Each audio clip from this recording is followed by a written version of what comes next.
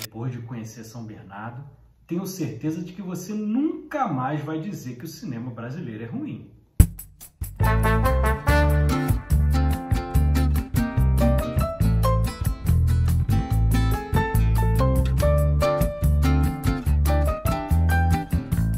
Olá, eu sou Edu Schneider do Cashback e hoje nós vamos voltar ao ano de 1972 para falar de um clássico nacional, São Bernardo, dirigido por Leon Risman, de A Falecida, de ABC da Greve e de Eles Não Usam Black Tie. Filme baseado no romance de Graciliano Ramos, que já foi bastante adaptado no cinema nacional. As duas principais obras, Vidas Secas e Memória do Cárcere, os dois dirigidos por Nelson Pereira dos Santos. E não é só o Leon Risman que é sensacional não. A parte técnica desse filme tem uma equipe sensacional. Nós temos na composição, fazendo a trilha, Caetano Veloso. E aí, mais uma vez aqui dos meus vídeos, temos a família Escorel aqui reunida. A grande família Escorel. Como diretor de fotografia, Lauro Escorel, que eu já falei dele aqui em Lúcio Flávio, Passageiro da Agonia, do Hector Babenco. É diretor de fotografia também do meu filme nacional favorito, que é Bye Bye Brasil. E trabalhou com Leon Risman em outra obra, Eles Não Usam Black Tie, outro filmaço do diretor. Na edição temos o seu irmão, Eduardo Escorel, que eu vou falar só 2 filmes em que ele trabalhou, que aí não precisa dizer mais nada. Ele fez a edição de Macunaíma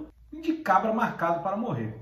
Concordam comigo, né? Não preciso falar mais nada. E o que dizer do elenco desse filme? O magnífico Otton Bastos, que ainda está em atividade, fazendo o personagem principal, Paulo Honório. Temos a Isabel Ribeiro fazendo a sua esposa Madalena, Nildo Parente fazendo o Padilha, um cara muito importante para o cinema nacional, Jofre Soares fazendo o padre, e completando o elenco, nós temos o Nogueira, interpretado por nada mais nada menos do que Mário Lago, grande ator e grandíssimo compositor. É um filme do período do cinema novo e é o primeiro filme distribuído pela Embrafilme, só que você já deve ter se situado aí, né? 1972, período da ditadura. E esse filme aqui é quase que uma ode ao comunismo. O próprio Graciliano Ramos era um comunista e por isso esse filme foi muito boicotado e demorou muito para sair. Liberaram pouca grana e acabou levando a saga, a produtora do Leon Risman, à falência. E até por essa questão de pouca grana, o Leon Risman teve que trabalhar com a rédea curta. Então ele teve que optar por planos longos, pouca movimentação de câmera e teve que ser bastante criativo. Mas além de você ter um grande diretor aqui, você tem uma obra original que é magnífica. São Bernardo do Graciliano Ramos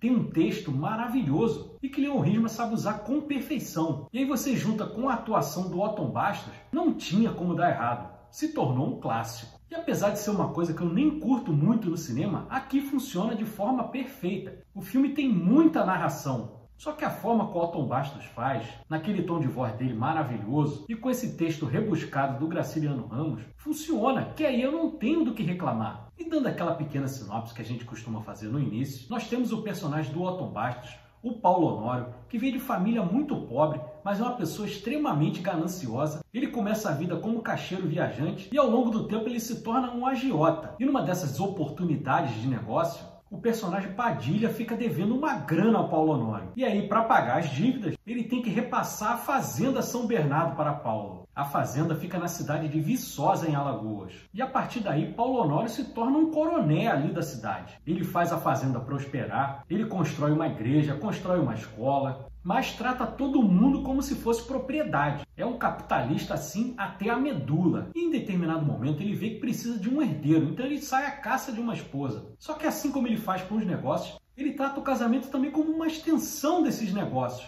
E aí ele vai em busca de Madalena, uma professora, uma mulher bem instruída. E aí você já vê um certo embate logo na hora que ele faz o pedido de casamento. Porque ele trata realmente como um contrato. E quando ela fala que precisa pensar, talvez esperar mais um ano, ele não aceita. Ele quer forçar a barra e acaba conseguindo e o casamento é feito em uma semana. Só que a gente vê que a coisa não vai dar certo. Os dois são muito diferentes. Ela, inclusive, tem uns ideais que se encaixam muito com o comunismo. Fora que ela discorda do jeito que Paulo Honório trata os funcionários da fazenda. Ele trata como se fossem escravos ainda, como se ainda estivéssemos no tempo da escravidão. Tem uma hora que ele açoita um funcionário porque o funcionário está descansando e ele fala que tem que alimentar o gado. E aí é uma das primeiras vezes que você vê o brilhantismo do diretor de fotografia, o Lauro Escorel, e do Leon Risman. Porque eles estão discutindo um de cada lado de uma ponte da fazenda. E através da imagem, a gente consegue observar que eles estão em perfeito antagonismo. Tem uma outra conversa também na mesa, que o padre diz que é a favor de um golpe militar, e aí o Nogueira, o Padilha e a Madalena são extremamente contra essa visão. E o Paulo Honório se revolta com a opinião da esposa, porque, como eu disse, ele trata a esposa como se fosse uma propriedade, uma extensão dele. E ela não, ela é uma cabeça pensante, ela não aceita esse tipo de coisa. E ele realmente é um sujeito muito estranho. Eles têm um filho e ele não dá a mínima atenção para o filho. Tem uma hora que o menino está chorando, ele fala, Madalena teve um filho. E não, nós tivemos um filho, nessa narração que eu falei. É uma coisa bem bizarra, bem estranha. Ele só pensa em negócios, ele é uma pessoa extremamente desconfiada, não acredita em ninguém, e começa a entrar em paranoia que a Madalena o está traindo. E aí a coisa degringola de vez. E mais uma vez, a fotografia brilhando, desculpe estar sendo repetitivo, o Paulo Honório ele vai o tempo inteiro buscando as sombras. E a fotografia vai mostrando isso ao longo do filme.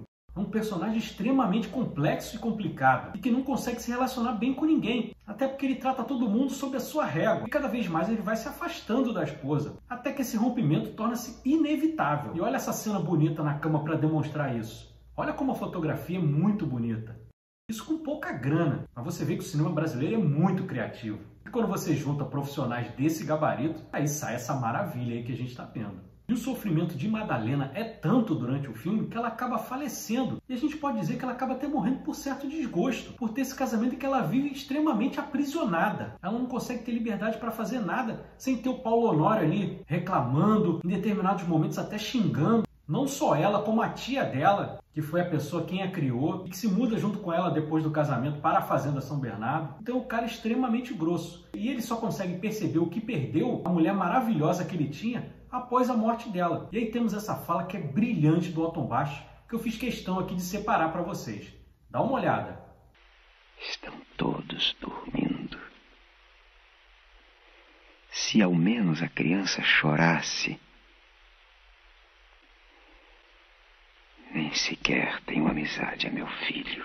Coisa linda, né? A direção, a fotografia, a interpretação do Otton Bastos, o texto do livro do Graciliano Ramos. É perfeito, por isso que esse filme é uma obra-prima que precisa todo mundo conhecer. E olhando, comparando com outras obras, tanto na literatura quanto no cinema, eu consigo dizer que esse filme é quase que uma mescla entre Assim Caminha a Humanidade, do George Stevens, filme com Rock Hudson, com Elizabeth Taylor e com James Dean. E também, por que não, podemos compará-lo também a Dom Casmurro, do Machado de Assis, por conta desse ciúme doentio que Paulo Honório tem por Madalena. Mesmo com consequências diferentes, mas é um ciúme doentio, assim como Bentinho tinha por Capitu. E aí vocês vão concordar comigo, né? Aquilo que eu falei lá no iniciozinho do vídeo. Quem conhece São Bernardo não vai dizer que o cinema brasileiro é ruim. Não tem como. Mas é isso. Se você gostou do nosso vídeo, deixa o like, inscreva-se no nosso canal. Cashback tem conteúdo de cinema de domingo a domingo. Eu trago meus shorts diários.